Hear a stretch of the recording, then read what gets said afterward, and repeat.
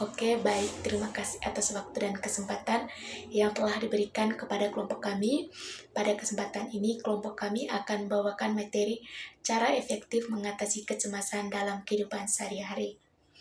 Sebelum teman saya menjelaskan bagaimana cara mengatasi dan bagaimana cara kerja penyakitnya, terlebih dahulu saya akan menjelaskan dulu apa itu kecemasan.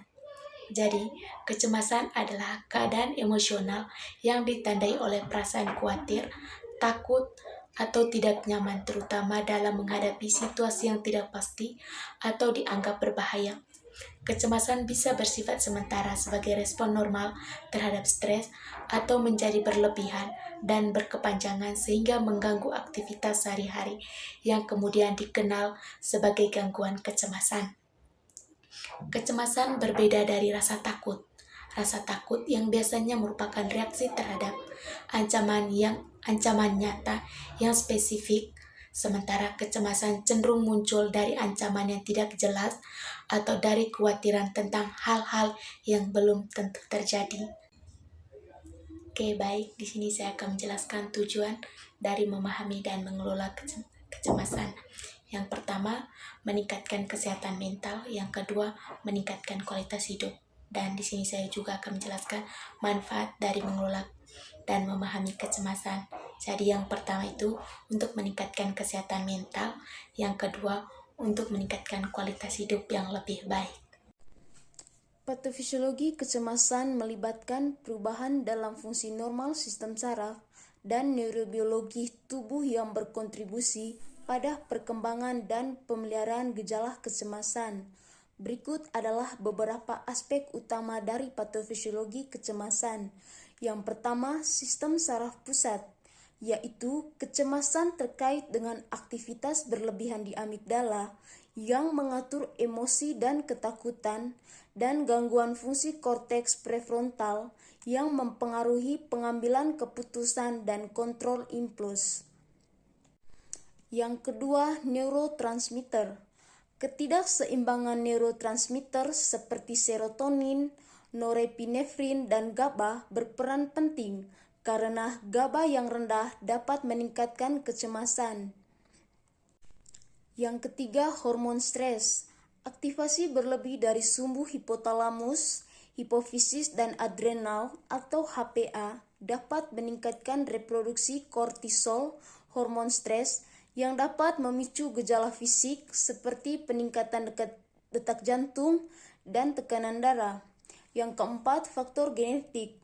Ada bukti bahwa faktor genetik dapat meningkatkan risiko gangguan kecemasan, terutama pada individu dengan riwayat keluarga. Yang kelima, faktor lingkungan.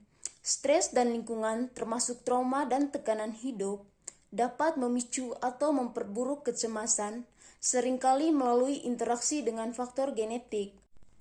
Yang keenam, perubahan fisiologis, yaitu gejala fisik seperti keringat berlebihan dan ketegangan otot muncul akibat respons tubuh lawan atau lari terhadap stres.